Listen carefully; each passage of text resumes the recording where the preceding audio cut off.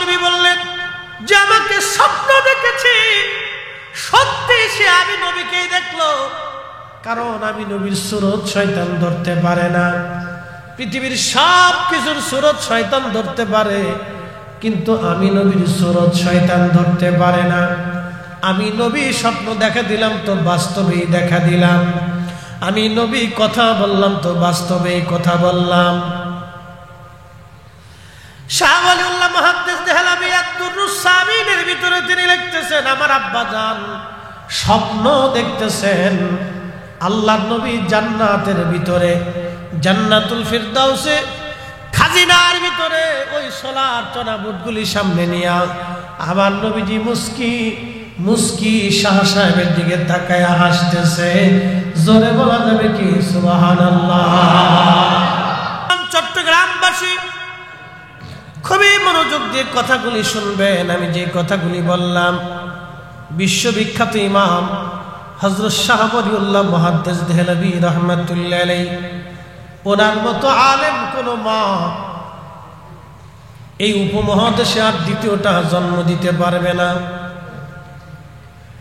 শাহ সাহেবের মতো মুহাদ্দিস, এই উপমহাদেশের মুহাদ্দিস কুল শিরোমণি শাহ ওয়ালিউল্লাহ মুহাদ্দিস দেহলভী রাহমাতুল্লাহ আলাইহির মতো কোন আলেম এই জমিনে আর কোন মা কোনদিন জন্ম দিতে পারবে না।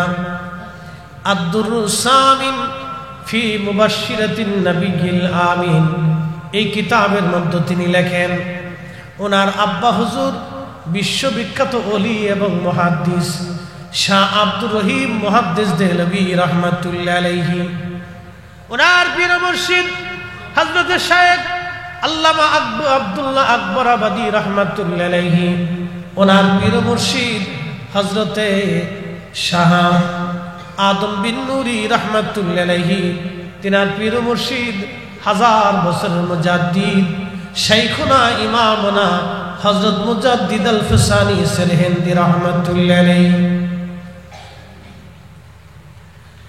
আল্লাহর মহান ওলি প্রত্যেক বছরে মিলাদুন নবীর মাহফিল করতেন। প্রত্যেক বছরে রবিউল আউয়াল মাসে তিনি মিলাদুন নবী সাল্লাল্লাহু আলাইহি সাল্লামের মাহফিল সাজাইতেন। গরুর গোশত ভুনা করে, খাসির গোশত ভুনা করে সবাইকে মেহমানদারি করতেন। এক বছর দারুণ অভাব এসে গেল, তেমন কোনো ইন্তজাম ওনার কাছে নাই।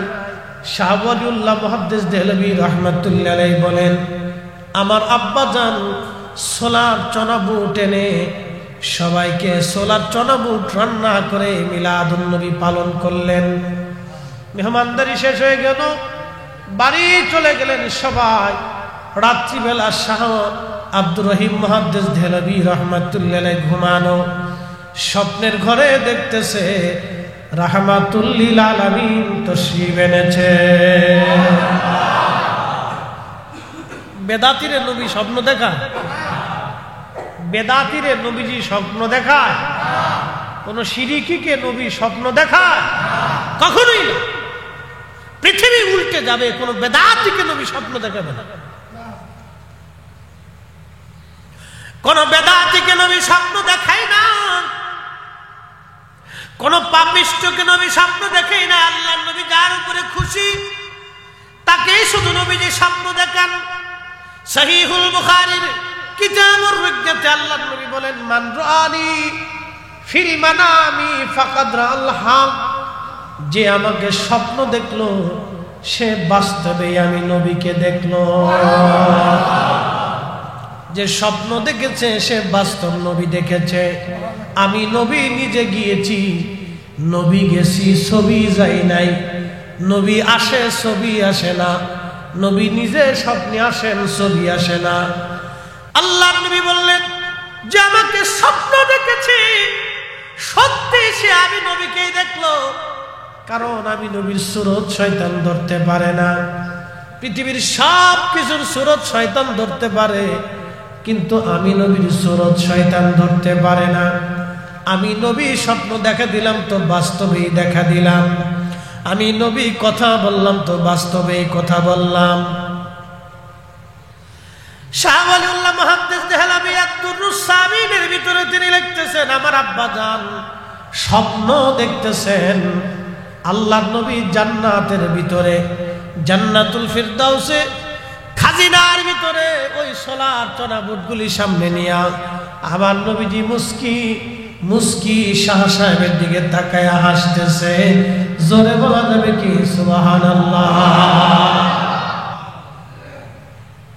শোনেন, এগুলি আমরা নিয়ে অনেক সময় আজের ঝগড়া করি।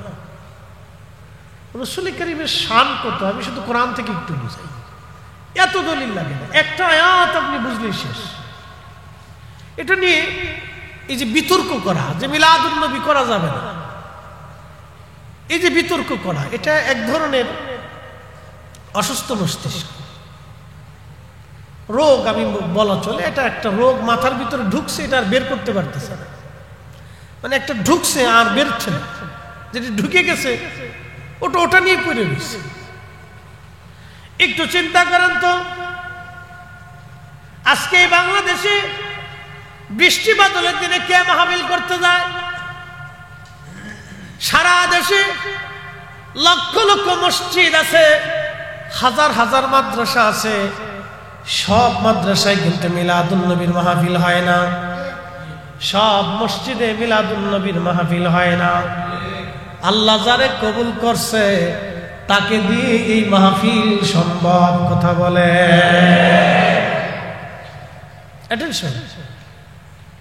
এই যে বৃষ্টির দিনে মাহফিল হচ্ছে, কে মাহফিল দিতে যাবে? আজকে যদি মিলাদুন নবীর মাহফিল না হতো তাহলে আপনারা কি এখানে বসতেন? আমি আসতাম? তাহলে দোয়া, জিকির, ইবাদত, এই যে কোরআনের আলোচনা, সুন্নাহের আলোচনা, এটা হতো? হতো না। এগুলি বন্ধ করে দেওয়াটা, এটা তো আজাজিল খুশি। বন্ধ করে দিলে দিতে পারেন, আপনি বন্ধ করে দিলে দিতে পারেন, কিন্তু খুশি হবে কি? শয়তান। আমাদের দেশে অনেকেই বলে দোয়া নাই, না করলে চলে। আচ্ছা, দোয়া বন্ধ করে দেন তো খুশি হবে কে? শয়তান। দোয়া বন্ধ করে দেন, খুশি হবে কে? শয়তান। বাড়িতে মিলাদ হয়, বাড়ি বাড়ি ঘরে ঘরে কি হয়? মিলাদ হয়। মিলাদে অনেক সময় দেখা যায় যে মানুষ তলবেলায় ক্রামদের কিনে, ওলামায়ে ক্রাম কিনে কোরআন খতম দেয়। আবার অনেক বাড়িতে বুখারিও খতম হয়। অনেক যারা ভালো আরো চিন্তা করে যে আমি আরেকটু ভালো করে দিব, তো অনেক বাড়িতে আমি সিলেটে দেখছি বুখারী শরীফ খতম হয়, বরকতের জন্য করে। তো কোরআন শরীফ খতম হয়, কোরআনের চাইতে তার বুখারী বড় না, কি কথা ঠিক কিনা? কোরআনের চাইতে তার বুখারী বড় না। কোরআন খতম যেখানে, তো বরকতের জায়গা, তো কোরআন খতম হয়। এখন ফতোয়া দিলেন যে এটা বেদাত, তো বন্ধ করে দিছে, তো বাড়িতে আর কি হয় না? কোরআন খতম হয়। তো লাভ হয়েছে কার? শয়তানের। লাভ কার হয়েছে? আমরা বন্ধ করে দিলে দিতে পারি, লাভ কিন্তু শয়তান, আমাদের কোনো লাভ নেই।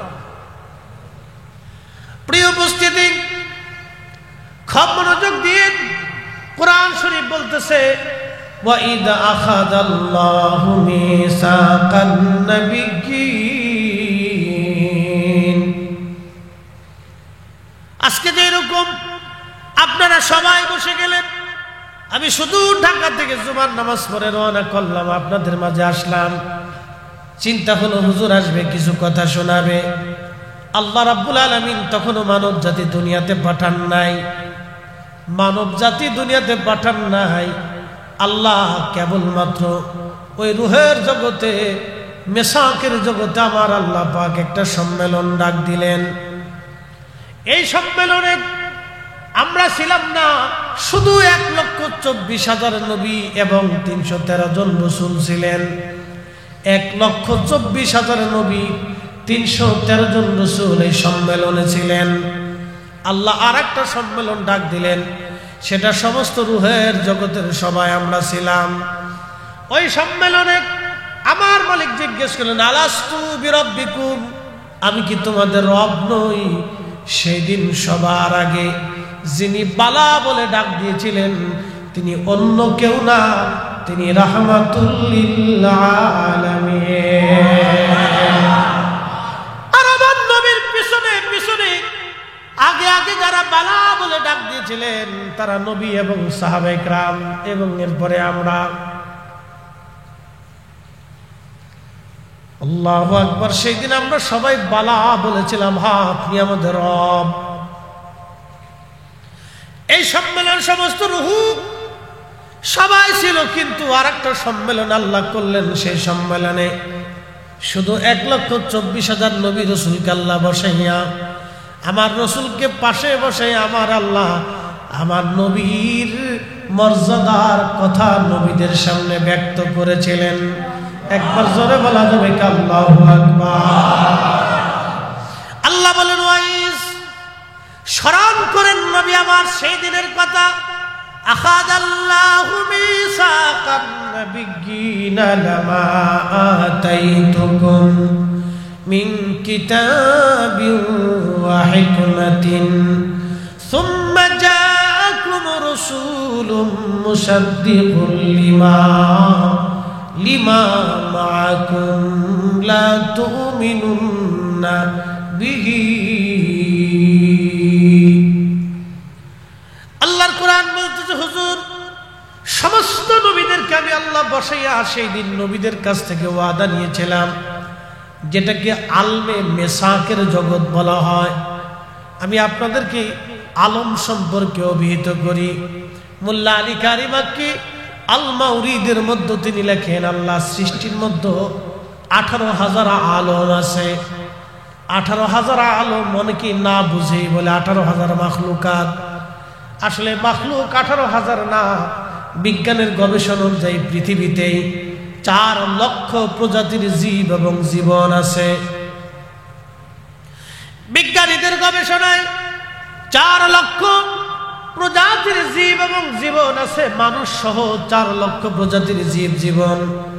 বিজ্ঞানের গবেষণায় ভুল হতে পারে, আরো বেশি জীব জীবন আল্লাহর সৃষ্টির মধ্যে আছে, কিন্তু প্রজাতি হলো 4 লক্ষ। মানুষ, গরু, ছাগল, হাঁস, মুরগি, ভেড়া, বকরি, কুত্তা, বিলাই, যত প্রজাতির জীব জানোয়ার সৃষ্টির মধ্যে আছে সব মিলে 4 লক্ষ প্রজাতির জীব জানোয়ার। 4 লক্ষ প্রজাতির জীব আল্লাহর পৃথিবীর মধ্যে আছে। মোল্লা আলী কারি লিখতেছেন 18,000 মাখলুক না, 18,000 আলম। আলম মানে জগৎ, আলামিন মানে জগৎ সমূহ। আলমকে একটা জগৎ বোঝানো হয়। যে পৃথিবীর মধ্যে আপনি আছেন, এই পৃথিবীটা একটা জগৎ। এই পৃথিবীর পরে কবরের জগতে আপনি চলে যাবেন, সেটা আলমে বারজাখের জগৎ, কবরের জিন্দেগি বলা হয়।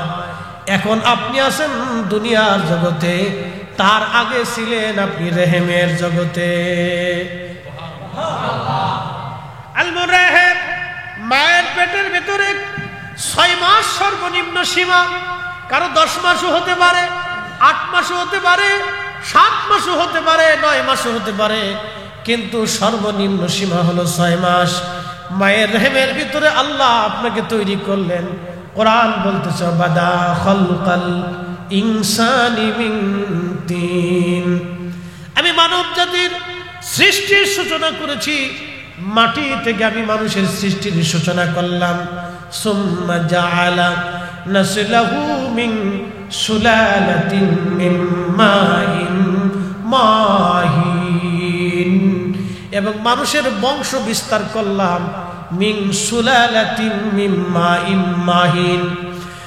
বাবার শরীর থেকে, পৃষ্ঠদেশ থেকে নির্গত এক প্রকারের পানি, মায়ের বক্ষ থেকে নির্গত এক প্রকারের পানি। 2 পানিটাকে আল্লাহ মায়ের আধারে নিরাপদ স্থানে আল্লাহ পাক জমা করলেন। একত্রিত করি আমার রব, আমার আল্লাহ রাব্বুল আলামিন 40 দিন পর্যন্ত এই পানিটাকে মায়ের রেহেমে আল্লাহ রিফাইন করলেন। 40 দিন পর্যন্ত রিফাইন করার পরে পানিটাকে রক্তপিণ্ড বানানো হলো।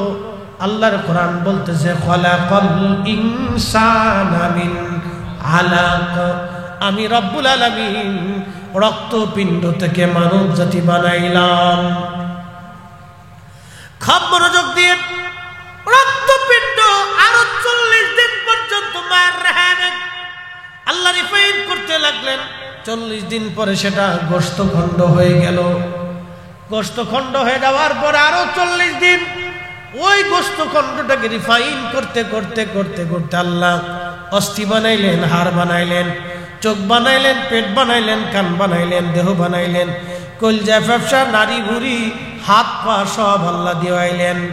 4 মাস পরে 120 দিন পরে আমার মালিক আমার আল্লাহ মায়ের রেহেমের ভিতরে আমার জীবন রুহের জগতে ছিলাম, ওই রুহের জগৎ থেকে আনিয়া আল্লাহ মায়ের রেহেমের ভিতরে আমার ঢুকাই দিলে।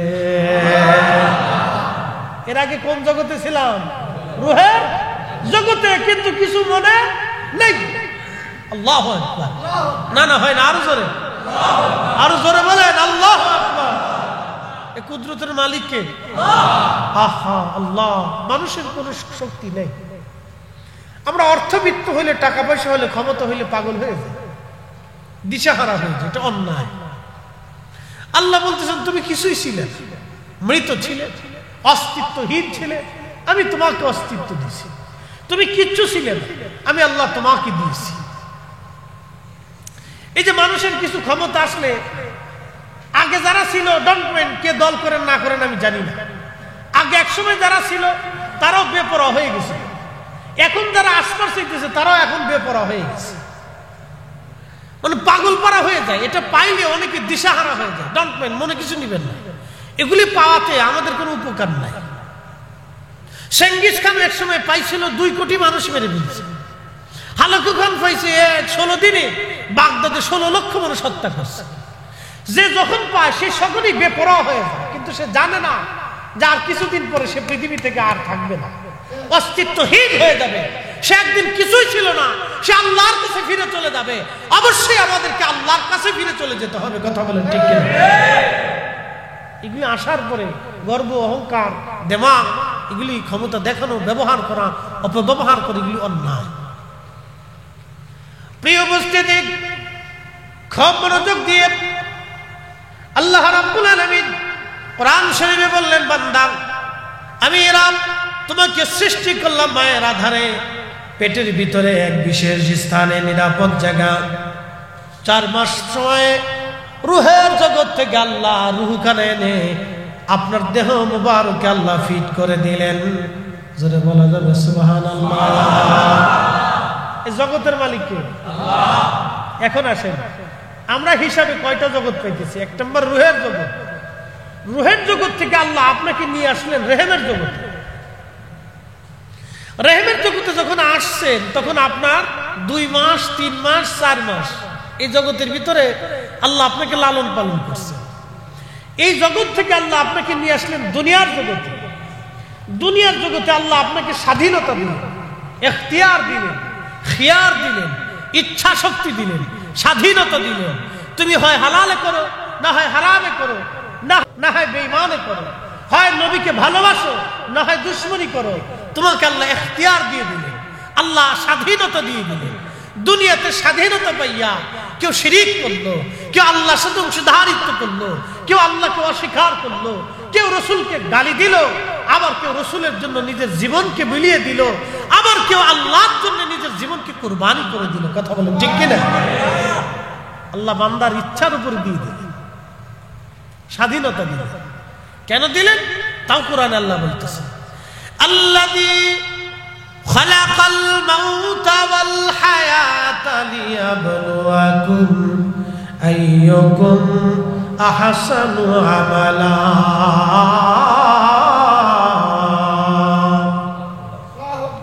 কোরআন বলতেছে তোমার হায়াত, মউত, জিন্দেগি আমি রব্বুল আলামিন, আমি আল্লাহ এই হায়াতি, মউতি, জিন্দেগি আমি আল্লাহ রাব্বুল আলামিন নির্বাচন করলাম, সৃষ্টি করলাম আমি আল্লাহ পরীক্ষা করার জন্য। আইয়ুকুম আহসানু আমালা, কে উত্তম আমল করো, ভালো আমল করো, আমি রব্বুল আলামিন সেটা দেখব। দেখার জন্যই তোমাকে দুনিয়াতে হায়াত এবং মউত আমি আল্লাহ সৃষ্টি করলাম। অ্যাটেনশন, মনোযোগ দেন। হায়াত মউত সৃষ্টি করছে কে? আল্লাহ। হায়াত মউত সৃষ্টি করছে কে? আল্লাহ। এই মৃত্যুরও একদিন মৃত্যু হয়ে যাবে। এই যে মরণ, এই মরণেরও একদিন মরণ হয়ে যাবে। মৃত্যুর আল্লাহ একদিন মৃত্যু দিবেন, সেটা হাসরের মাঠে আল্লাহ মৃত্যুকে মৃত্যু দিয়ে দিবেন। ওই সময় থেকে আর কেউ মৃত্যু হবে না, মরণেরও মরণ হয়ে যাবে। ওই সময় থেকে আল্লাহ আর কারো মৃত্যু আল্লাহ রাব্বুল আলামিন দিবেন না, মৃত্যুর মরণ হবে। আল্লাহ বললেন তোমাদের জীবনে পৃথিবীতে আমি আল্লাহ তোমাদেরকে পাঠাইলাম একটা কারণে, আইয়ুকুম আহসানু আমালা, কে উত্তম আমল করো, ভালো কাজ করো, আমি সেটা দেখব। পৃথিবীর মধ্যে কে ভালো কাজ করো আমি আল্লাহ সেটা দেখব। সেটা দেখার জন্যই আমি রব্বুল আলামিন তোমাদেরকে পাঠাইলাম। খুব মনোযোগ দিয়ে আল্লাহ রব্বুল আলামিন দুনিয়াতে আমাদেরকে পাঠাইলেন। দেখেন আমাদের হাতে কোনো ক্ষমতা নাই, শক্তি নাই। ওই যে রেহেমের জগতে, রুহের জগতে ছিলাম, আলমে আরফাতে ছিলাম, সেখান থেকে আল্লাহ রেহেমের জগতে আনলেন। রেহেম থেকে আমার আল্লাহ পাক দুনিয়ার জগতে আনলেন। দুনিয়ার জগৎ থেকে আমার আল্লাহ কবরের জগতে নিয়ে যাবেন। কবরের জগৎ শেষ হয়ে যাওয়ার পরে আমার রব আমাদেরকে আবার হাসরের জগতে উঠাবেন। জোরে বলা যাবে সুবহানাল্লাহ। এই সব জগতের রব কে? রব কে? রহমত কে? রহমত আল্লাহ না তো, রহমত নবী। রব কে? রহমত কে? রব কে? রহমত কে?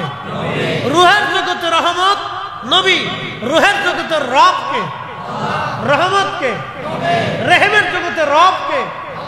রহমত কে? দুনিয়ার জগতে রব কে? রহমত কে? কবরের জগতে রব কে? রহমত কে? হাসরের ময়দানে রব কে? রহমত কে? জান্নাতের জগতে রব কে? রহমত কে? আপনি রসুলকে বাদ দেওয়ার তো কোনো সুযোগ নেই, আল্লাহ নিজেই জড়াই রাখছে। আলহামদুলিল্লাহি রাব্বিল আলামিন। সব জগতের রহমত রব আমি আল্লাহ হাবিব, আপনাকেও মাহরুম করি নাই। শুনে যান, উম্মতকে জানায় দেন, ওমা আরসালনাকা ইল্লা রাহমাতাল লিল আলামিন। চিৎকার করে জোরে বলেন মারহাবা। শ্রেষ্ঠ নবী দিলাম রে তরিয়ে নিতে রোজ হাসরে, শ্রেষ্ঠ নবী দিলাম রে তরিয়ে নিতে রোজ হাসরে। পথ না ভুলি তাই তো দিলে, পথ না ভুলি তাই তো দিলে, পাক কুরআনের বাণী খুদা তোমার মেহেরবানি। সুন্দর ফুল সুন্দর ফল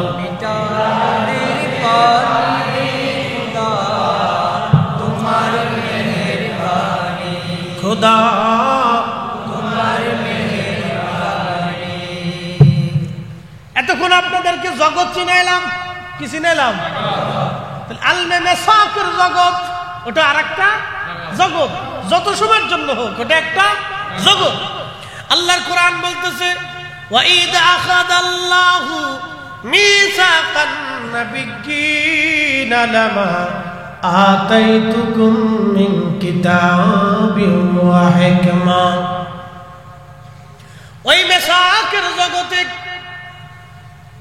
সেই মেসাকের জগতে আমি রব আপনাকে সামনে নিয়ে সব নবীদের সম্মেলনে আমি আল্লাহ আদম সফিউল্লাহ, ঈসা রূহুল্লাহ, মূসা কালিমুল্লাহ, ইব্রাহিম খলিলুল্লাহ, হযরত দাউদ আলাইহিস সালাম, হযরত সুলাইমান আলাইহিস সালাম, নূহ আলাইহিস সালাম, ইব্রাহিম, ইসমাঈল, ইসহাক, ইয়াকুব, ইউসুফ, হারুন আলাইহিস সালাতু ওয়াস সালাম আলাইহিমুস সালাম, সব নবীদেরকে আমি আল্লাহ উপস্থিত করে বললাম, হে নবীরা তোমাদেরকে নবুয়ত দিব, কিতাব দিব, হিকমত দিব, সম্মান দিব, মুজিজা দিব, ইজ্জত দিব, নবুয়তের মহান সম্মানের অলংকারে তোমাদেরকে অলংকরিত করব।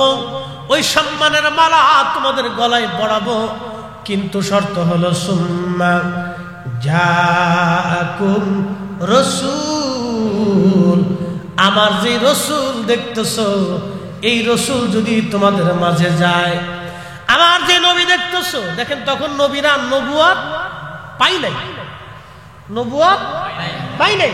একসাথে বলবেন আল্লাহু আকবার। নবুয়ত ধরে বলেন আল্লাহর ভাষায় নবুয়ত তখনও আল্লাহ তাদেরকে উপস্থিত করেছেন মেসাকের জগতে। কিসের জন্য? আল্লাহ ওয়াদা নেওয়ার জন্য। নবুয়ত দিব, কিন্তু শর্ত হলো আমার এই রসুল। আল্লাহু আকবার। তখন আমাদের নবী আল্লাহর দরবারে রসুল মনোনীত। আল্লাহু আকবার। আমি বলছি না কোরআন বলছে, আমি বলছি না কোরআন বলছে। যারা কোরআন বুঝে, কোরআন মানে, তাদের কাছে মিলাদুন নবীর বেশি দলিল লাগে না, বেশি দলিল লাগে না। ঝগড়া করার প্রয়োজন নেই তো। ও সিরাতুন নবী উজার, মিলাদুন নবী উজার। কি কথা কর না? সিরাতুন নবী যার, মিলাদুন নবী তার। সিরাতুন নবী আমরা সবসময় পালন করতেছি। দাড়ি সিরাতুন নবী, পাগড়ি সিরাতুন নবী, এই ডান হাত দিয়ে খাওয়া সিরাতুন নবী, এই জুব্বা গায়ে দেওয়া সিরাতুন নবী, দস্তরখানা বিছানো সিরাতুন নবী, মুস্কি হাসা সিরাতুন নবী, একজনকে সাহায্য করা সিরাতুন নবী, দুস্থকে খাবার দেওয়া সিরাতুন নবী। ওটা করতেছি সবসময়। মারহাবা করুন, ওটা সবসময় করতেছি। খুব মনোযোগ দিয়ে এগুলি নিয়ে বিতর্কর কোন প্রয়াস নাই। খামাখা দলের টানে অনেকে ধাক্কা ধাক্কি করিয়া মিলাদুন নবীর মাহফিলকে বেদাত বলিয়া বন্ধ করতে যারা চায়, এটা তাদের এক ধরনের দুষ্টামি। আল্লাহ এই সমস্ত দুষ্টামি থেকে আমাদেরকে হেফাজত করো। সকলে আওয়াজ করে জোরে বলেন আমিন। সুম্মা জাআকুম রাসূলুন মুসাদ্দিকুল লিমা মাআকুম লা তুমিনুন্না বিহি।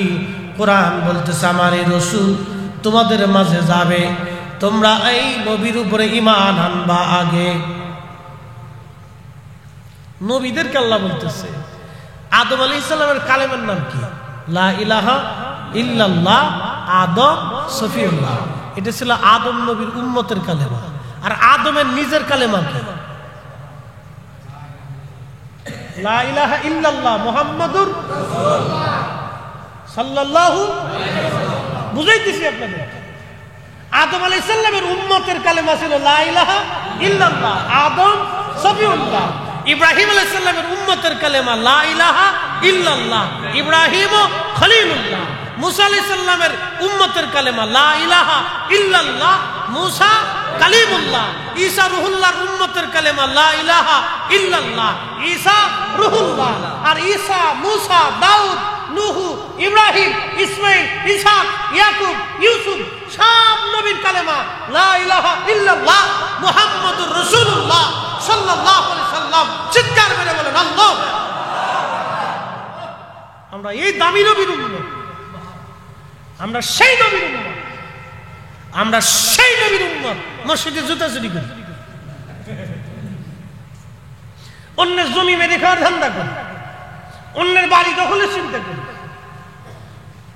অন্যের জিনিস আগুন দিয়ে পুরানোর চিন্তা করি, অন্যের হক নষ্ট করার চিন্তা করি। আমরা সেই নবীর উম্মত যেই নবীর উপরে ঈমান আনার কারণে সব নবীরা নবুয়ত পেয়েছে, কিতাব পেয়েছে, হিকমত পেয়েছে, দ্বীন পেয়েছে, সব পেয়েছে তারা। যদি আমার রাসূলের উপরে ঈমান না আনতেন কিচ্ছু পাইতেন না। আল্লাহ বলে ওয়ালা তানসুরুন্না, তোমরা এই নবীকে সাহায্য করবে। হে ইব্রাহিম, যদি তোমার জামানাতে তুমি কালেমার দাওয়াত দিচ্ছ, আর যদি তোমার ওই সময়ে আমার এই রাসূলকে তোমাদের মাঝে পাঠাই, ইব্রাহিম তোমার কালেমা শেষ হয়ে যাবে। তুমি ওই সময় আমার এই নবীর উপর ঈমান আনবে। তুমি তোমার নবুয়ত বাদ দিয়ে আমার নবীর সাহাবী হইয়া আমার রাসূলের উপর ঈমান আনিয়া আমার এই নবীর দ্বীন প্রতিষ্ঠিত করার জন্য হে ইব্রাহিম, হে ইসমাঈল, ইসহাক, ইয়াকুব, ইউসুফ, মুসা, ঈসা, আদম, শীস আলাইহিস সালাম, তোমরা এই নবীর উপর ঈমান এনে আমার এই রাসূলকে সাহায্য করবে, আমার এই রাসূলকে সাহায্য করবে। তোমাদের নবুয়ত খাতিম হবে, তোমাদের কালেমা বাতিল হবে, আমার নবীর কালেমা চালু হবে, আমার আল্লাহর নবীর শরীয়ত চালু হবে, তোমাদের শরীয়ত বন্ধ হবে, তোমরা কি মেনে নিলা? ক্বালু আকরারনা, সেই দিন তারা বলল হ্যাঁ রব, আমরা এটাকে মেনে নিলাম। একসাথে বলবেন আল্লাহু আকবার। এত বড় সুপ্রিম পাওয়ার আলা নবী, মিলাদুন নবীর মাহফিল নবীকে কেন্দ্র করে, রাসূলকে এটা বুঝেনি তো, এত বেশি ব্যাখ্যার কিছু নাই।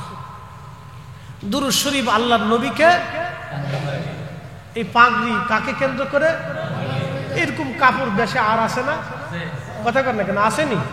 এই কাপড় দিয়ে কেউ লেংটু বানায়, কিন্তু চুমা দেয়, মুজা বানায়, চুমা দেয়, কিন্তু এই পাগড়িটা পরে গেলে ছেলেটাই উঠে চুমা দিবে।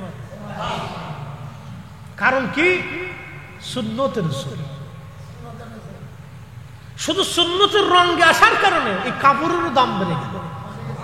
সুন্নতের রঙে আসার জন্য যদি কাপড়ের দাম বাড়ে, তো রাসূলের আগমনের খুশির মিলাদুন নবীর মাহফিল করার কারণে আমাদের দাম বাড়বে না? আসতে বলেন, পুলিশে ধরবে, ধরে বলেন বাড়বে। কোরআন শরীফ আসেনি বাড়িতে? কোরআন শরীফের উপরে কাবার আসেনি? কি দিয়ে বানানো? প্লাস্টিক অথবা কাগজ। চুমা যখন দেন তখন কি ওইটারে সরাইয়া আলাদা করে তারপরে চুমা দেন? কেমনে দেন? কাবার সহই চুমা দেন। মাথায় যখন নেন তো কাবার আলাদা খুলে বাড়িতে থুই আসেন, তো ওটা সহই মাথায় নেন। কোরআনের সাথে লেগে থাকার জন্য যদি একটা প্লাস্টিক, একটা কাপড়, একটা কাগজের দাম বাড়ে, মুসলমান, তো আল্লাহ রাসূলকে মহব্বত করার কারণে, নবীকে কেন্দ্র করে মাহফিল করার কারণে আমাদের ইজ্জত বাড়বে না কমবে? জোরে বলেন, বাড়বে না কমবে? মিলাদুন নবীর মাহফিল চলবে না বন্ধ হবে? কারো বেদাতের ফতোয়ায় বন্ধ করা যাবে না। উনি বুঝুক না বুঝুক সেটা তার বিষয়, এটা আমার ফাংশন। মানুক না মানুক সেটা তার ইচ্ছা। পৃথিবীতে কেউ যদি মিলাদুন নবীর মাহফিল নাও করে, তো আল্লাহ রোজে আজল এটা কই দিয়ে নবী আলাইহিস সালাম রে শিখিয়ে দিয়ে দিচ্ছে, যাও। এই জন্য আল্লাহর নবী খুবই মনোযোগ দিবেন। আল্লাহর হাবিব মিম্বার শরীফে দাঁড়ায়া উম্মতের মাঝে নবীজি বলতেন, উম্মতেরা শোনো, দা ইব্রাহিম খলিলুল্লাহ, আমি ইব্রাহিম আলাইহিস সালামের দোয়া। দেখেন, একটা প্রবাদ বলছিলাম, শরফুল মাকিনা ওয়া শরফুল মাকান, শরফুল মাকানে ওয়া শরফুল মাকিন। কিছু জায়গার কারণে মানুষের দাম বাড়ে, কিছু মানুষের কারণে জায়গার দাম বাড়ে। হযরত ইব্রাহিম খলিলুল্লাহ যখন দোয়া করতেন, আল্লাহ আপনি দয়া করে আমার নসলে, আমার বংশে আপনি আখিরি নবী রাহমাতুল লিল আলামিন রে পাঠাবেন। আল্লাহ আপনি আমার নসলে, আমার বংশে আখিরি নবী আপনি দয়া করে পাঠাবেন। যখনই দোয়া করতেন তখন ইব্রাহিম আলাইহিস সালাম এই কথা বলতেন, আল্লাহ গো, ওই নবীরে তুমি আমার বংশের মধ্যে পাঠায়ো, কারণ ওই নবীর চাইতে দামি নবী আর কেউ নাই। আল্লাহর নবী বলতেন, ইব্রাহিম খলিলুল্লাহ, আমি ইব্রাহিম আলাইহিস সালামের দোয়ার ফসল। ইব্রাহিম আলাইহিস সালাম আমারে নিয়ে দোয়া করতেন এবং তার বংশে আসার জন্য আল্লাহর কাছে দরখাস্ত করতেন। তার অর্থ হলো, ইব্রাহিম আলাইহিস সালাম আমার নবীর বরকত নেওয়ার জন্য তার নসলে, তার বংশে আসার দোয়া করতেন। সেই জন্য আল্লাহর নবী দুরূদ শরীফের ভিতরে ইব্রাহিম আলাইহিস সালামের নাম উল্লেখ করে দিয়া উম্মতে মুহাম্মাদির জন্য বাধ্য করে দিয়ে গেলেন। প্রত্যেক নামাজে দুরুদে ইব্রাহিম যেটা আমরা বলি, এটা মূলত আল্লাহর নবীর কৃতজ্ঞতা।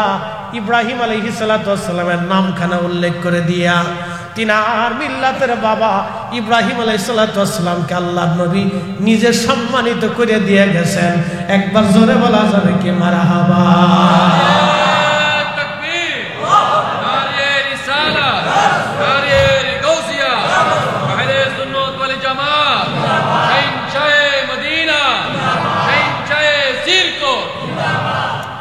ইব্রাহিম আলাইহিস সালামের নাম দুরুদের মধ্য দিয়ে নবীজি কৃতজ্ঞতা প্রকাশ করে গেলেন, ইব্রাহিম আলাইহিস সালামের সম্মান বাড়াই দিয়ে গেলেন। কারণ তিনি ইব্রাহিম আলাইহিস সালাম আমার নবীর জন্য দোয়া করতেন, আল্লাহ আমার নসলে পাঠাইও, আমার বংশে তুমি আখিরি নবী পাঠাইও, আখিরি নবী পাঠাইও। সবসময়ের জন্য এই দোয়া করতেন। এই জন্য আপনারাও সবসময় দোয়া করবেন, আল্লাহ মৌত কালে আমার রসুলের দিদার নসিব করায় দিও। সবসময় যে দোয়া আপনি করবেন ওটা এক সময় না এক সময় কবুল হয়ে যাবে। এই জন্য আমরা দোয়ার শেষে বলি বিহাক্কে লা ইলাহা ইল্লাল্লাহু মুহাম্মাদুর রাসূলুল্লাহ সাল্লাল্লাহু আলাইহি ওয়াসাল্লাম। আল্লাহ এই কালেমার উপরে, এই ইয়াকিনের উপরে, বিশ্বাসের উপরে, এই কালেমার উপরে তুমি আমাকে প্রতিষ্ঠিত রেখে এই কালেমা নিয়ে কবরে দেওয়ার তৌফিক দিও। আমিন। এই দোয়াটা আমরা করি, এই দোয়া আমরা সবসময় করি। এই জন্য কিছু বিষয় আমাদেরকে হাকিকত বুঝতে হবে। এই জন্য কিছু জায়গার কারণে মানুষের দাম বাড়ে, মানুষের কারণে জায়গার দাম বাড়ে। আমার রসুলের কারণে ইব্রাহিম আলাইহিস সালামের বংশের দাম বাড়ছে। কি কথা কন না কেন? নবীর কারণে ইব্রাহিম আলাইহিস সালামের কি দাম বাড়ছে? বংশের দাম বাড়ছে। এই জন্য দোয়া করতেন, আল্লাহ আমার নসলে, আমার বংশে তুমি আখিরি নবী দিয়ে দাও। আপনাকে বুঝে যেতে হবে। ইব্রাহিম আলাইহিস সালামের দুইটা সন্তান, ইসমাইল এবং ইসহাক। ইসমাইল আলাইহিস সালামের সন্তানদের পরে আর কোন নবী আসেনি। বংশ বংশ বংশ বংশ শেষে আখিরি নবী ইসমাইল আলাইহিস সালামের নসলে আসছে। ইসহাক আলাইহিস সালামের বংশে আসছে ইয়াকুব আলাইহিস সালাম। ইয়াকুব আলাইহিস সালামের ছেলে ইউসুফ আলাইহিস সালাম। ইয়াকুব আলাইহিস সালামের আরেকটা নাম ছিল ইসরাইল। সেখান থেকে আসছে বনি ইসরাইল। এই বনি ইসরাইল আল্লাহ ৭০,০০০ নবী পাঠাইছে। কত হাজার? ৭০,০০০ এক পাল্লায় দেন, আর একজন রে এক পাল্লায় দেন। বনি ইসরাইলের ৭০,০০০ নবী আসছে। ইসমাইল আলাইহিস সালামের নসলে মাত্র একজন নবী আসছে। এই জন্য হযরতে ইব্রাহিম আলাইহিস সালাম দোয়া করতেন, আল্লাহ আমার নসলে, আমার বংশে তুমি আখিরি নবী দিয়ে দাও। আল্লাহ তারে এতই বরকতময় বানাইলেন, তিনার বংশে আখিরি নবী আসছে। আল্লাহর নবী দুরুদ ইব্রাহিম আমরা যেটা নাম দিয়েছি, এই দুরুদ ইব্রাহিমের ভিতরে আমার নবীজি নিজে ইব্রাহিম আলাইহিস সালামের নাম লিখে দিয়ে গেছেন।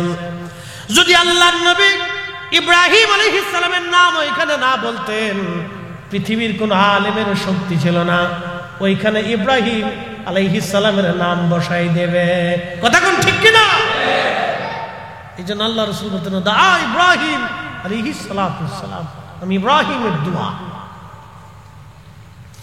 ওয়া বাশারাতু ঈসা রূহুল্লাহ আলাইহিস সালাম, আমি হযরত ঈসা রূহুল্লাহর সুসংবাদ।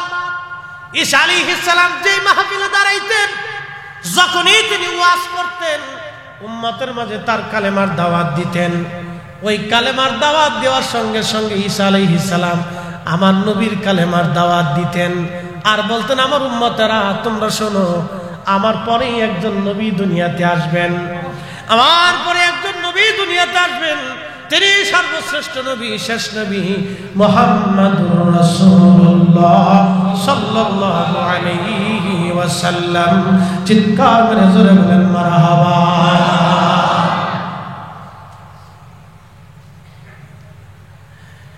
আল্লাহর নবী আরো ডাক দিয়ে বলে, সাহাবীরা রে তোমরা শুনিয়া নাও। সাহাবীরা, আল্লাহ রাব্বুল আলামিন যখন আমার মায়ের রহম থেকে দুনিয়াতে আমার আনলেন, আমার মা দেখলেন খারাজা মিনহা নূর, আমার মায়ের ভিতর থেকে নূর মুবারক বের হয়ে যায়। জোরে জোরে কি মুবারক? জোরে বলেন কি কি বের হয়? নবী নিজে বলতেছেন, আমি মাঠ থেকে আসার সময় মা দেখছে নূর। শুধু নূর দেখেনি নাই, নূরের আলোতে সিরিয়ার রাজপ্রাসাদ, শামের প্রাসাদ, কুসুর শামের রাজপ্রাসাদ পরিষ্কার দেখা গেছে। আরব থেকে, মক্কাতুল মুকাররমা থেকে, জাবাল আবু কুবাইসের পাহাড়ের পাদদেশে, আল্লাহর হাবিবের পবিত্র গৃহ মুবারক, ঘর মুবারক থেকে হযরতে হামেনা রাদিয়াল্লাহু আনহা তিনি দেখেছেন কুসুরুশ শাম, সেই নূরের আলোতে শামের রাজপ্রাসাদ দেখা যাচ্ছে। সেটা রোমানদের রাজপ্রাসাদ ছিল, রোমান সাম্রাজ্যের রাজধানী ছিল। সেই প্রাসাদ পরিষ্কার মতো দেখা যাচ্ছে। একসাথে বলা যাবে আল্লাহু আকবার। এখন বলেন হেদায়েতের আলো না অরিজিনাল আলো? অরিজিনাল আলো। হেদায়েতের নূর না অরিজিনাল নূর? অরিজিনাল নূর। আল্লাহর নবী ওই সময় সৃষ্টিতে আসার সময় অরিজিনাল নূর হয়ে এসেছিলেন। এখন আপনি মানলেও মানতে পারেন, না মানলেও মানতে পারেন। ধর্ম তো জোর করে মানানোর কিছু নাই। জোর করে মুসলমান বানানো যায়? অধিকার আছে ইসলামে যে গলার মধ্যে ছুরি ধরে কেমন যে বেটা কালমা পড়? যদি এটা হতো তাহলে সৃষ্টিতে মানুষত্ব থাকতো না। কারণ ক্ষমতা কিন্তু চিরস্থায়ী না। এই উপমহাদেশে বহু পথ পরিবর্তন হয়েছে। সেই মোহাম্মদ ঘুরি থেকে, কাসেম থেকে শুরু করে রাজা বাদশা জয় পরাজয় আসছে, অলির আসছে। অলিরা কোনোদিন জোর করে কাউকে কালেমা পড়ান নাই, কোন রাজা বাদশারাও কোনোদিন জোর করে তলোয়ার ধরে কালেমা পড়ান নাই, কালেমা তারা পড়ান নাই। তো জোর করে এগুলি মানানোর কিছু নাই। রসুলকে মহাব্বত করে, এটা তো ভাগ্য। কি কথা কোন ঠিক কিনা? রসুলের পক্ষে থাকে, এটাও তো ভাগ্য।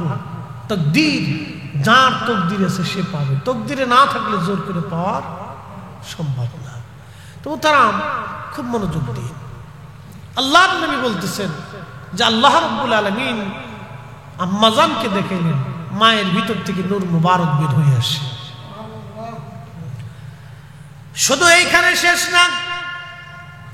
ইমাম মোল্লা আলী কারি মক্কি আল মাওরিদুর রাবি ফি মাউলিদিন নবী সাল্লাল্লাহু আলাইহি সাল্লাম, এই কিতাবের মধ্যে তিনি লিখতেছেন, আমার নবীজি ধাত্রীমা ছিলেন হযরত হালিমাতুস সাদিয়া রাদিয়াল্লাহু আনহা। তিনি আসতেছিলেন মক্কাতুল মুকাররমায় ধাত্রীমা হওয়ার জন্য। হযরত হালিমা বললেন, দুনিয়ার মানুষে আমার ঘরের মধ্যে বড় অভাব এসে গেল, ক্ষুধার কারণে আমি জীর্ণ শীর্ণ হয়ে গেলাম, আমার উটের দুধ পর্যন্ত কমে গেল, গাধা পর্যন্ত দুর্বল হয়ে গেল, আমার ছোট্ট বাচ্চাটা দুধ না পেয়ে জীর্ণ শীর্ণ হয়ে গেল, এতই পরিমাণে অভাব। চিন্তা করলাম মক্কাতুল মুকাররমে একবার যাইয়া যদি একটা বাচ্চা ধাত্রী হিসেবে নিয়ে আসতে পারি, তাহলে মোটা অঙ্কের কিছু পয়সা করে আমি পাব। সেই আশা নিয়ে সুদূর তায়েফ থেকে রওনা করলাম। যারা হালিমাতুস সাদিয়া রাদিয়াল্লাহু আনহার বাড়ি তায়েফে গিয়েছেন, সেটা বহু দূর। এখন তো রাস্তা হয়ে গেছে, তখন রাস্তাঘাটও ছিল না, পাহাড়ি আঁকা বাঁকা ওই চিকন জীর্ণ শীর্ণ রাস্তা বেয়ে বেয়ে তারা আসতো। কি কঠিন জমানা ছিল সেই দিন। হালিমাতুস সাদিয়া রাদিয়াল্লাহু আনহা বলেন, স্বামীকে সাথে নিয়ে ছোট্ট শিশু আমার কোলের বাচ্চাকে কোলে নিয়ে রওনা হয়ে গেলাম। আমার ছোট্ট মেয়েটাও সাথে ছিল। একটা উট একটা গাধায় চড়ে আমরা সবাই রওনা হয়ে গেলাম। খুব জীর্ণ শীর্ণ, ধীরে ধীরে ধীরে ধীরে আস্তে আস্তে আমি যে সময় আসি তার 3 দিন আগে সবাই বাচ্চা কাচ্চা নিয়ে চলে গেছে। আমি 3 দিন পরে মক্কায় ঢুকলাম। এসে দেখি সারা মক্কার ভিতরে কারো বাড়ি কোনো সন্তানাদি নাই। আহা, সারা মক্কাতে কারো বাড়ি কোনো বাচ্চা নাই। একটা বাচ্চা আছে আমেনার ঘরে, আব্দুল্লাহর সন্তান, কিন্তু সে মারা গিয়েছে। তারা গরিব, বাবা ঘরে নাই, কে আমাদের এই ভরণ পোষণ দিবে? অর্থ গরিব, কে বিনিময় দিবে? কেউ নাই, এতিম বাচ্চা ছিল না। স্বামীকে বললাম, স্বামী চলো আমরা তায়েফে ফিরে চলে যাই। স্বামী ডাক দিয়ে বলেন, হালিমা ফিরে তো চলেই যাব, কোনো বাচ্চা তো সারা মক্কায় না, একটা এতিম বাচ্চা আছে। হালিমা রে, ফিরে তো চলেই যাব রে হালিমা, একটা বার চলো, বাচ্চা নেই বা না নেই চেহারাটা দেখে আসি কেমন। চেহারাটা দেখে আসি। মিলাদুন নবীর মাহফিলে অনেকে পছন্দ করবে না, কিন্তু একটাবার যদি আইসা বসে চিন্তা করে দেখে আসি কেমন, তাও তকদির ঘুরে যেতে পারে, তাও তকদির ঘুরে যেতে পারে। ফতোয়া তো পরে দেন, ফতোয়া পরে মারেন, একবার আসেন বসে, তকদির ঘুরে যেতে পারে। কি কথা কান না, একবার আসেন বসেন, তকদির ঘুরে যেতে পারে। হালিমাতুস সাদিয়া ডেকে বলেন, স্বামী তাহলে চলেন একটা নজর দেখে আসি বাচ্চাটা কেমন। হালিমাতুস সাদিয়া বলেন, আমরা ধীরে ধীরে গেলাম জাবালে আবু কুবাইস, পাহাড়ের পাদদেশ। যদি কোনোদিন মদিনাতে মক্কায় যান দেখবেন আবু জাহেলের বিরাট বড় বাড়ি ছিল তখন, কারণ বর্তমানে যত বড় ল্যাট্রিন করা হয়েছে তত বড় আবু জাহেলের বাড়ি। পুরা বাড়িতে একটা ল্যাট্রিন বানাইছে তো বাংলাদেশি ইঞ্জিনিয়ার। মারহাবা কর। ওই ল্যাট্রিন যে বানাইছে বাংলাদেশি ইঞ্জিনিয়ার বুদ্ধি দিছে, এইখানেই বানায়। আল্লাহু আকবার। বাঙালি বলে কথা, বিরাট বুদ্ধি দিয়ে দিচ্ছে সৌদি সরকার, এইখানেই বানাইতে হবে। আবু জাহেলের বাড়ি একবার সুন্দর করে মেপ করে জায়গা কাইটে দিয়ে সুন্দর করে বানাই দিচ্ছে, এইখানেই বানায়। সারা জীবন হাজিরা সন্তুষ্ট হবে, আসবে একটু লোক কুত্তে হইলেও বুঝতে থিয়ে যাবে। হাজিরা ওখানে গেলেই চিন্তা করে একটু পেশাব মেরে দিয়েছে। আবু জাহেলের বাড়ি তো একটু জিনিস রেখে দিয়েছে, যে থাক তোর এখানে রেখে দিয়েছে। আল্লাহ, খুব মনোযোগ দিয়ে হাজির ওইখানে গেলেন। পেশাব পায়খানা সারে আবু জাহেলের বাড়ি, তারই অদূরে ডান দিকে তাকাবেন এখন বর্তমানে লাইব্রেরি, আল্লাহর নবীর বেলাদতের ঘর, নবীজির জন্মস্থান, জন্ম মোবারকের জায়গা, আগমনের জায়গা। ওইখানে চলে গেলেন হালিমাতুস সাদিয়া রাদিয়াল্লাহু আনহা। তিনি বললেন, দোলনার ভিতরে শোয়া আছে। আমি ধীরে ধীরে ধীরে ধীরে গেলাম, যে দেখি সবুজ রেশমের কাপড় দিয়ে আল্লাহর নবীর গা মোবারক, বক্ষ মোবারক ঘিরে রাখা। সবুজ রেশমের কাপড়, জান্নাতি কাপড়। আর একটা কাপড় ছিল সাদা। আল্লামা ইমাম মোল্লা আলী কারি মক্কি আল মাওরিদের মধ্যে লেখেন, সাদা কাপড় দিয়ে নিচে এবং সবুজ কাপড় দিয়ে নবীজি আবৃত করা। এত সুন্দর ঘ্রাণ আসতেছিল, এতই চমৎকার ঘ্রাণ।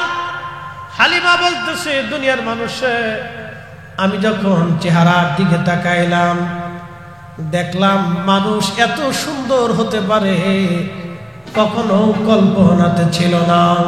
একবার জোরে বলা যাবে কি ইয়া রাসূলুল্লাহ? ত্রিভুবনের প্রিয় মুহাম্মদ এলো রে দুনিয়ায়, সাগর আকাশ বাতাস দেখে যদি আয় রে সাগর আকাশ বাতাস দেখে ধুলির ধারা বেহেশত আজ জয় করিল দিল রে লাজ। আজকে খুশির ঢল নেমেছে ধূসর সাহারায় রে সাগর আকাশ বাতাস দেখে যদি আয় রে সাগর আকাশ বাতাস দেখে যদি দেখ আমেনা মায়ের কোলে দোলে শিশু ইসলাম দোলে, কচি মুখে শাহাদাতের বাণী সে শোনায়। আয় রে সাগর আকাশ বাতাস দেখে যদি আয় রে সাগর আকাশ বাতাস দেখে যদি। প্রিয় মুসলমান, খুব মনোযোগ দিয়ে আল্লাহর নবী হালিমাতুস সাদিয়া রাদিয়াল্লাহু আনহা বলেন, দুনিয়ার মানুষে এত সুন্দর চেহারা আমি কোনোদিন আর দেখি নাই। চেহারা খারাপ দেখার পরে আমি ওই নবীর মায়ায় পড়ে গেলাম, আমি রসুলের মহাব্বতে ভালোবাসায় আমি আবদ্ধ হয়ে গেলাম। স্বামীরে বললাম, স্বামী পয়সা দাও বা না দাও, পাই বা না পাই, এই সন্তান না নিয়ে আমি যাব না। মানুষ এত সুন্দর কি করে হতে পারে, বাচ্চা এত সুন্দর কি করে হতে পারে। দেখবেন মায়েরা ছোট ছোট বাচ্চা দেখলে তারা আদর করে, আল্লাহ তাদের কলিজার ভিতরে বাচ্চাদের প্রতি ভালোবাসা দিয়ে দেয়। হালিমা বলতেছেন, দুনিয়ার মানুষটি বক্ষ মুবারকের উপর থেকে আমি সবুজ রেশমের কাপড় সরাইয়া বক্ষ মুবারকের উপরে আমি আমার আঙ্গুল হাত আলতো আলতো করে মেসেজ করতেছিলাম, যাতে নবীর ঘুম ভাঙ্গে। ঘুম ভেঙে গেল আমার নবীর। আমার দিকে তাকাইয়া রহমতের নবী একটা ছোট্ট করে মুস্কি হাসি দিলেন। ওই হাসি এতই সুন্দর, আমি আরো পাগল হয়ে গেলাম। আমি আরো আশ্চর্য। মোল্লা আলী কারি মাক্কি কিতাবের মধ্যে লিখতেছেন, জুলফি মুবারকের মাঝখানে কপাল মুবারক, এই কপাল মুবারকের মাঝখান থেকে একটা নূর মুবারক বের হলো। এই নূর মুবারক বের হয়ে আসমানের দিকে খিলাল সামা, মধ্য আকাশ পর্যন্ত এই নূর মুবারক চলে গেল। হালিমাতুস সাদিয়া বলেন, আমি কপাল মুবারকে চুমা খাইলাম। চুমা খাই আমি বুঝতে পারলাম এই শিশু সাধারণ কোনো শিশু না। এই শিশু আর 10টা বাচ্চার মতো না। কোলের মধ্যে নিলাম আমি, আমার স্তনের দুগ্ধ ধরে পান করাইলাম। আমি দুর্বল ছিলাম, সবল হয়ে গেলাম। আমার উট একটা দৌড় দিয়ে কাবা শরীফের সামনে যাইয়া, হেরেমে খুদার ঘরের সামনে যাইয়া আমার উট সেজদার মধ্যে পড়ে গেল। উট সেজদার মধ্যে পড়ে গেল। উট সেজদার মধ্যে পড়ে গেল দৌড়াইয়া। আল্লাহু আকবার। হালিমাতুস সাদিয়া বললেন, আমি আমার রসুলকে আদর করতে লাগলাম, খাওয়াইতে লাগলাম। স্বামী উট নিয়ে এসে দহন করার জন্য উট দহন করলেন। এক কাতরা দুধ হতো না যে উটের, পাতিল ভরে দুধ নিয়ে আসলেন স্বামী। এসে ডাক দিলেন, হালিমা টাকা না পাইলেও এই বাচ্চা ছাড়া আমরা তায়েফে ফিরে যাব না রে হালিমা। এটা কেমন বরকতের বাচ্চা রে হালিমা, আজকে উট এত পরিমাণে দুধ দিয়েছে, আমার সংসার যেন বরকতে ভরে গেছে। সারা রাত্র আমরা এমন আরামে আনন্দে কাটাইলাম। হালিমাতুস সাদিয়া বললেন, আমাদের অভাব সেই দিন থেকে দূর হয়ে গেল। নবীরে পাইয়া আমার উট বারবার কাবা শরীফের সামনে যেয়ে সেজদায় পড়ে যেতে লাগলো। জোরে বলা যাবে আল্লাহু আকবার। বনের যত পশুগণ ভক্তি করতই দুই চরণ, ওরে বনের যত পশুগণ ভক্তি করতই দুই চরণ। মেঘমালা ছায়া দিত গায় গো নবীজি, আপনাকে দেখিবার মনে চায়া, আপনাকে দেখিবার মনে চায় গো নবীজি, কোন সাধনে পাইব তোমায়। সালাতুনে আ রাসূলুল্লাহ,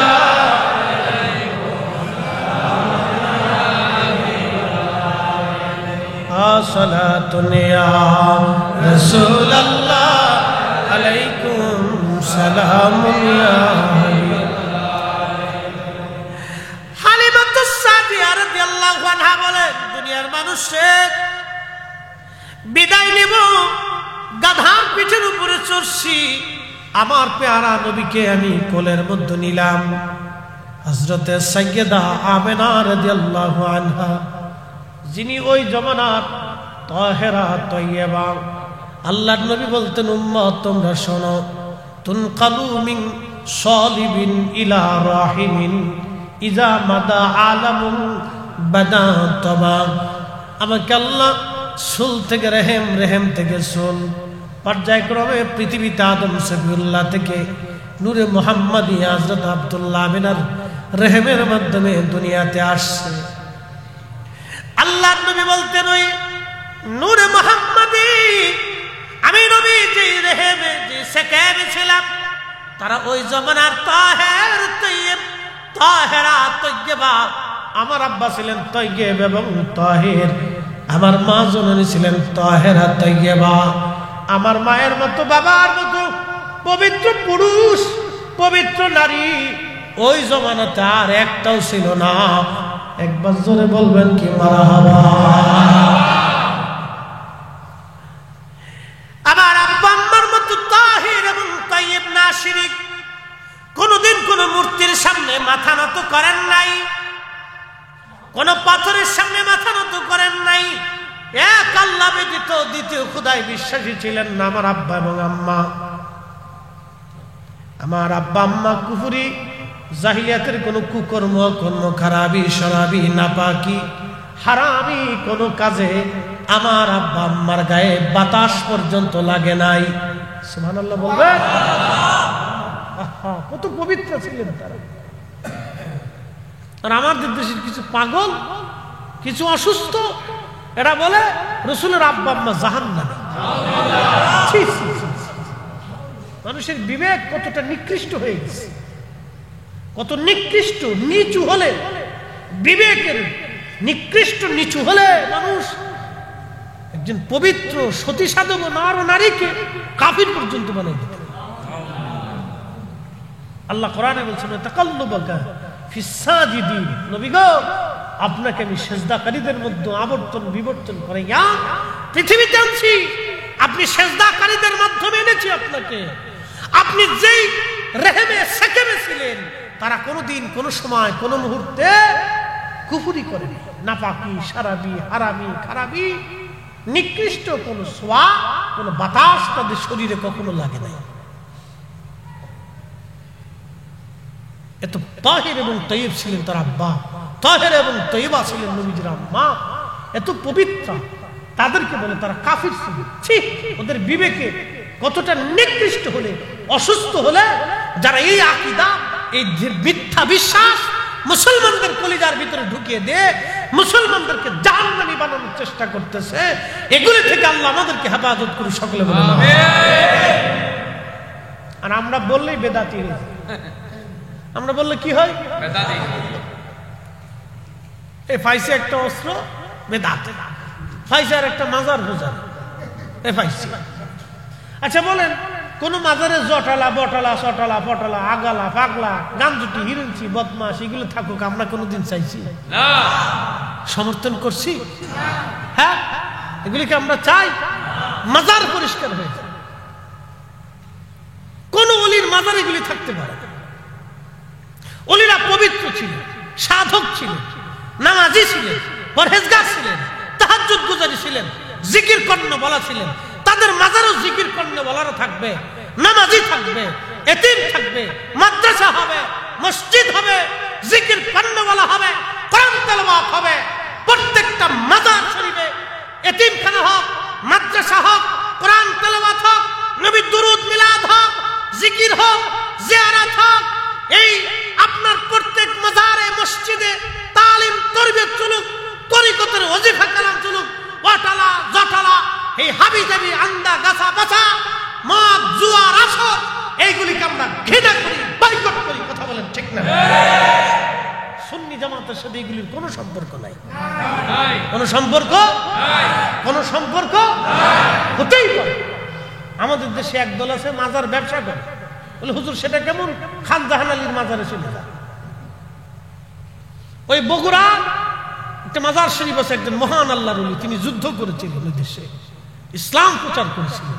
আল্লাহু আকবার।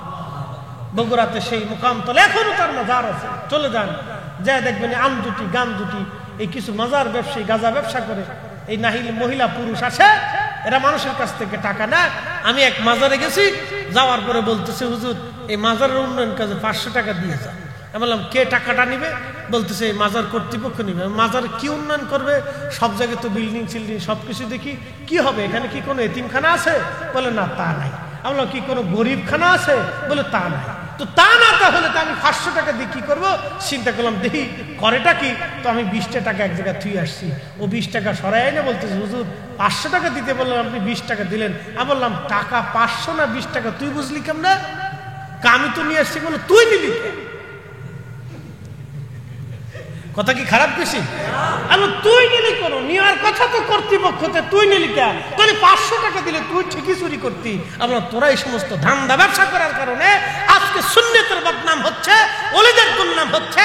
মানুষ বলে মাজার ভেঙে দাও। আরে বেটা, শাহজালাল না আসলে, এই মাজারওয়ালারা না আসলে দেশে ইসলামই আসতো না। কথা বলে ঠিক না?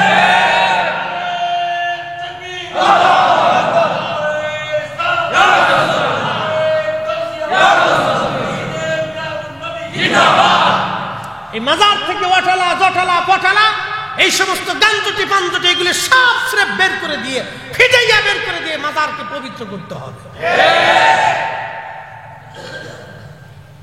দিন ও মিল্লাত নিয়ে ফাজলিমি চলতেছে। 360 আউলিয়া দেশে ছিলেন আল্লাহর দিন প্রতিষ্ঠিত করার জন্য। ওখানে গাঞ্জটি জটালা পটালা কেন থাকবে? যত গাঞ্জটি জটালা পটালা সব লালন শাহর মাজারে পাঠাই দেবে, ওইখানে চলে যাবে। শাহজালালের মাজারে কি, শাহপরানের মাজারে কি, শাহ মাকদুমের মাজারে কি, শাহ আলী মুগদাদির মাজারে কি, খান জাহান আলীর মাজারে কি, ও সব চলে যাবে লালনের মাজারে।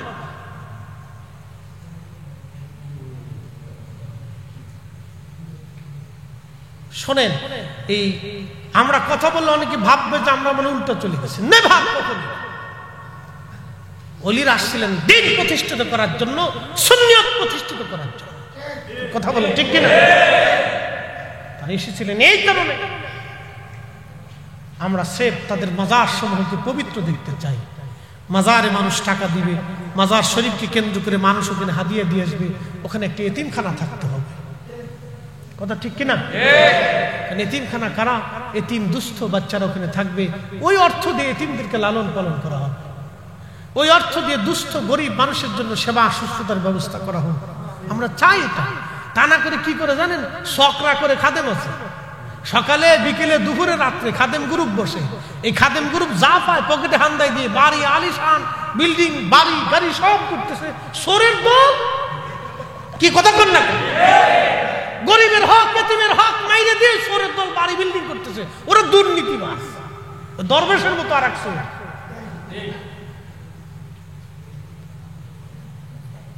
জন্য এগুলো দুঃখের সাথে কথাগুলো আজকে বলতেছি। বাবা, ওলিরা আসছিলেন আল্লাহর দিন প্রতিষ্ঠিত করার জন্য, দিন কায়েম করার জন্য আসছিলেন। এই জমিনে তারা রাসূলুল্লাহর মহাব্বত দিয়ে উম্মতের কলিজাকে সিক্ত করে গেছে। যদি তারা না আসতেন তাহলে এগুলি আমরা কিছুই বুঝতাম না। আপনি একটা জিনিস দেখেন তো, আমার দিকে তাকান। বাংলাদেশে কত দরবার আছে সুন্নি?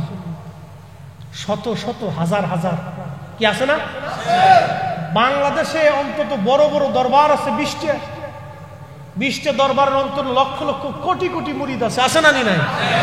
বলেন তো, সব দরবারের সমস্ত দরবারের মুরিদরা যদি মাথায় টুপি পরে পাগড়ি মাথায় দিয়ে ঢাকা শহরের দিকে ধাবিত হয়, ঢাকা শহর জায়গা হবে?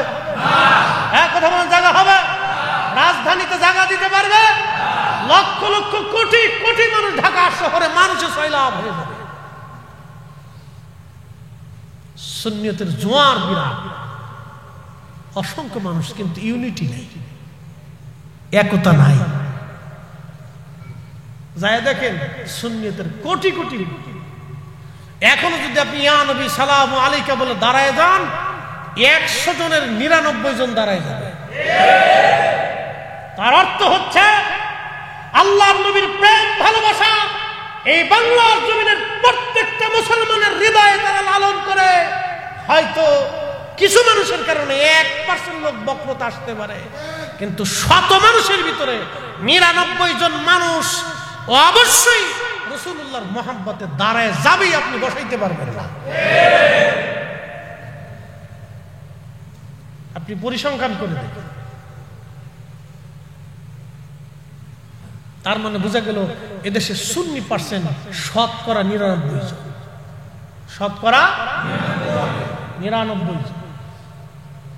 এই জাতি যদি একবার খেপে যায়, ও ট্যাকেল দেওয়ার মতো কোন সরকার বাংলাদেশে নাই। কি কথা কন না কেন? কিন্তু আমরা প্রত্যেকটা মাজার শরীফকে একবার কলঙ্ক মুক্ত দেখতে চাই। কিছু মানুষের জন্য এত বড় অলির কলঙ্ক হতে পারে, কি কথা ঠিক না? কিছু মানুষের এই কারণে কলঙ্ক হতে পারে না। হুট করে একজন যা সেজদায় পড়ে যাবে, ওর এই আজাইরে ভক্তির জন্য এই এত বড় মাসলাকের দুর্নাম আমরা বহন করতে পারবো, ঠিক কিনা? ভূত করে দেয়, সেজদার মধ্যে করে দেবা, তুমি আবেগ দেখাবা, আর তোমার এই আজাইরে আবেগের জন্য পুরা সুন্নি জামাত প্রশ্নবিদ্ধ হবে। এই সমস্ত আজাইরে জিনিস আমরা মাথায় করে গাড়ি করে ফুজারি আখ্যা নিয়ে আমরা রাস্তাঘাটে চলতে পারবো না, ঠিক কিনা? সুন্নি জামাত পবিত্র জিনিস, এটা পবিত্র মানহাজ, এটা পবিত্র তরিকা, এটা রাসূলুল্লাহর ইশকের তরিকা। এই ইশকে ফানা হইয়া, এই ইশকে জীবন দিয়া পৃথিবীর বড় বড় ওলিরা তারা দুনিয়াতে ইতিহাস রচনা করে গেছে, ঠিক কিনা? মোহতারাম উপস্থিতি, এগুলো আমাদেরকে বুঝতে হবে। বাবাজি, পবিত্র সুন্নিয়ত এটা অনেক বড় দামি একটা ইমানি মানহাজ, অনেক বড় দামি পবিত্র একটা ইমানি মানহাজ। যা হোক, অনেক কথা। প্রিয় উপস্থিতি, তো আল্লাহ রসুলের জীবনী আর বলবো না, আমি একটা আলোচনা রেখে আসছিলাম, ওখান থেকে শেষ করব। মায়ের পেটের ভিতরে সন্তান 4 মাস বয়সে আল্লাহ রুহু দেয়। কত মাস বয়সে? 4 মাস বয়সে। শুধু রুহু দেয় না, আরো 4টে জিনিস দেয়। একসাথে বলেন তো আল্লাহু আকবার। কয়টা জিনিস দেয়? 4টে। হ্যাঁ, লিয়ে বইলে অ্যাসিডিটি বাড়ে। মানে আমরা বক্তা তো, এই খাওয়ার তো কোনো টাইম নেই। জুমার আগে খাইছি, মসজিদে যাওয়ার আগে খাইছি, আবার এখানে এসে খাইছি, মাঝখানে এই চা নাস্তা টাস্তা। এই জন্য লেবুর রস বেশি খেলে শেষে আবার অ্যাসিডিটি হয়, গ্যাস্ট্রিকের সমস্যা হয়। যাক, আলহামদুলিল্লাহ। আমার আদত হলো 2 বেলা খাওয়ার অভ্যাস। 2 বেলা খাই না, দুপুর একবার আর রাত্রে বয়ানের আগে একবার খাই, আর খাওয়া দাওয়া করি না। আর সামথিং এ চাটা এগুলি বেশি খাই। তো খুব মনোযোগ দিয়ে, মায়ের রেহেমের ভিতরে আল্লাহ যখন আমরা রুহু দিছি, তখন আমাদেরকে 4টে জিনিস আল্লাহ লিপিবদ্ধ করে দিছে। হযরতে জিবরাইল আমিনকে আল্লাহর নবী ডাক দিয়ে বললেন, জিবরাইল, 4টে জিনিস আমার বান্দার জন্য নিযুক্ত করে দাও। 1 নম্বর, তুমি নিযুক্ত করবা বান্দার হায়াত, কতদিন সে পৃথিবীতে বেঁচে থাকবে।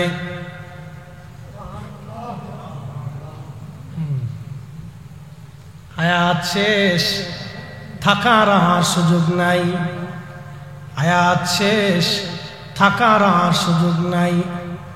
যদি সুযোগ নাই থাকে, তাহলে আজকে থেকে চিন্তা, আল্লাহ আর নামাজ ছাড়ব না।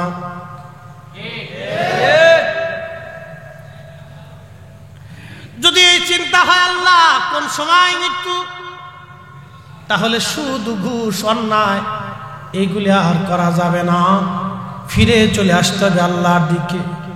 একদিন মাটির ভিতরে হবে ঘরে, মন আমার কেন বাঁধো দালান ঘর।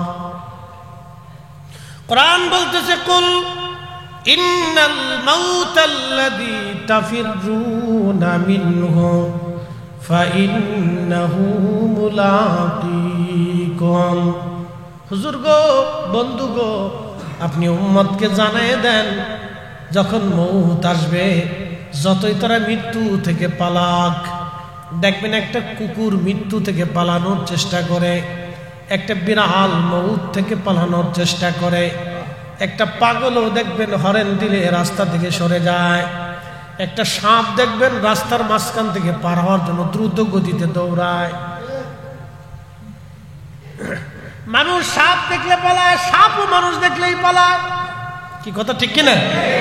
সবাই মৃত্যু থেকে পালায়, মরণ থেকে সবাই পালায়, আল্লাহ বলেন হুজুর মরণ থেকে তারা পালানোর চেষ্টা করে, কিন্তু বলে দেন ফাইন্নাহু মুলাকিকুম, এই মরণ তার সাথে মোলাকাত করবে, এই মৃত্যু থেকে সে পালাইতে পারবে না, অবশ্যই মৃত্যু আসবে। জিবরাইল তুমি আমার ওই বান্দার জন্য নিযুক্ত করে দাও কত সময় সে দুনিয়াতে বেঁচে থাকবে, কত বছর সে বেঁচে থাকবে, ওই সময় আল্লাহ নির্ধারিত করে দেয়। এই জন্য হায়াত থাকতে হায়াতের মর্ম বুঝে যেতে হবে, সময় থাকতে আল্লাহর ইবাদত করে কবরে যেতে হবে, সময় থাকা সত্ত্বেও সত্যিই নবীর গোলামি করে কবরে যাওয়া বুদ্ধিমানের কাজ। এমন জীবন করিও গঠন হাসিবে তুমি কাঁদিবে ভুবন। ও বন্ধু, এই সময়টা কাজে লাগাইতে হবে। আহা, কত মানুষ কবরে চলে যায়, প্রতিনিয়ত কত মানুষ মারা যায়, কেউ ভাবেও না কিছু সময় পরে সে মারা যাবে, কিছু সময় পরেই সে মারা যাবে, এটা চিন্তা অনেকেই করে না। কিন্তু এটা চিন্তার বাহিরে, যে কোনো সময় মানুষ মারা যায়। আবার দেখবেন কবরে নেওয়ার সময় অনেকে হাসে, কবরে নামানোর সময় অনেকে গল্প গুজব করে, কবর থেকে নামাইয়া এসে অনেকে বিড়ি টানে, কবর থেকে নামাইয়া এসে অনেকে হাসাহাসি করে। মানুষ তখনও বুঝে না যারে কবরে নামানো হলো একদিন ওই কবরেই তাকেও নামানো হবে। জিবরাইল আমার বান্দার জন্য নিযুক্ত করে দাও কত সময় সে দুনিয়াতে বাঁচবে। 2 নম্বর, আমার বান্দার জন্য নিযুক্ত করো সে কি পরিমাণে রিজিক খাবে। আমার দেশে যারা হাজার হাজার কোটি টাকা বিদেশে পাচার হলো, এই প্রায় বছরের পর বছর ধরে, কালকে খবরে দেখলাম 12 লক্ষ কোটি টাকা বিদেশে পাচার হয়ে গেছে। এটা গরিব মানুষে পাচার করে নেই, আমার দেশের ধনীরা পাচার করছে। সে যেই দলই করুক সবাই ভালো, সবাই ভালো। কার দুর্নাম করব, কার সুনাম করব আমি জানি না। সবার ভিতরেই আছে অর্থের লোভ। প্রত্যেক প্রায় ধনী ব্যক্তিরাই, অসাধু লোকেরা আমার দেশের টাকা পাচার করলো, 1-2 জনে করে নাই। এই স্বাধীনতার পর থেকে এই পর্যন্ত 12 লক্ষ কোটি টাকা বিদেশে পাচার হয়ে গেল।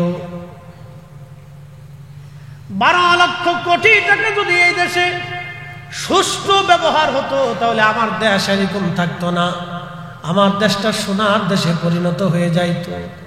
যারা 12 লক্ষ কোটি টাকা বিদেশে পাচার করলো, বাবারে, তারা কিন্তু সব টাকা খেয়ে পেট ভরে যেতে পারবে না। আল্লাহ বলছে জিবরাইল আমার বান্দার জন্য নিযুক্ত করো সে কি পরিমাণে খাবার খাবে, কি পরিমাণে খাবার খাবে, কি পরিমাণে সে খাবার খাবে। এই রিজিকটা আমাদের হাতে নাই, রবের দরবার থেকে এটা বাজেট হয়।